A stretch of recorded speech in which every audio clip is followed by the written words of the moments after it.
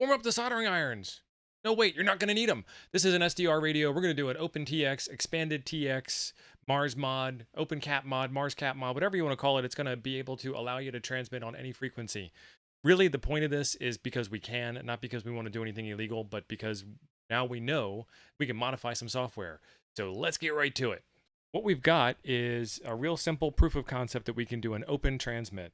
And right now you can see on my radio down here that I've got it on 14074, which is the 20 meter FT8 frequency.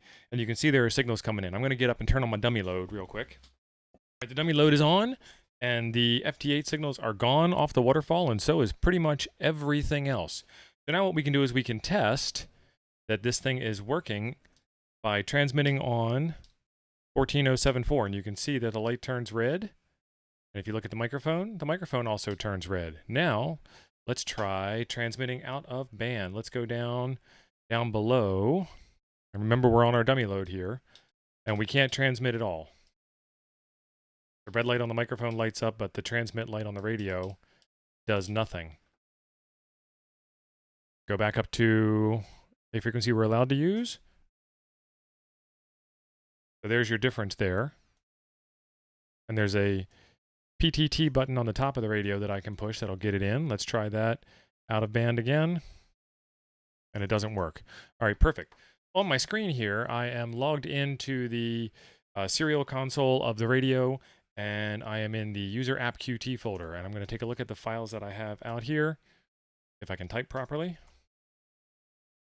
And I've got a no TX file. I have no idea why, but we can turn this radio into a receiver only, and you can push the PTT all day long and it will never transmit.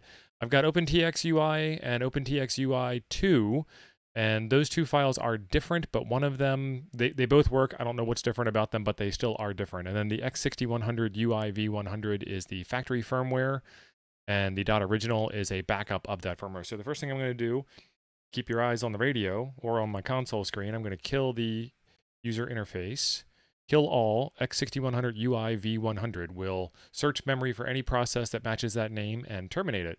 And when we do that, the interface on the radio goes dark because it's dark. So now I can do /OpenTX and typing spelling counts. When I run this, it's going to put a whole bunch of debug output on the screen, and it's going to make the console relatively unusable for any purpose besides reading what's going on. But it starts up the radio. We're at 14455, and you can see the debug output on the screen that I was talking about. And now, if we key up, remember we're still on the dummy load. You can see the red light on the microphone go, and you can see the red light on the radio go, and you can see the debug output on the screen. Let's go down to the other side of the band, where we were, 14074, nothing there. We can still transmit because we're inside of ham bands. Let's go outside of ham bands. We're just outside, and we can still transmit. So what does this mean? This means that we have the ability to modify hex values inside of a binary file, and in so doing, restart the radio interface. We now can control the software, and that means that we can also write our own software, which we kind of already knew we could do.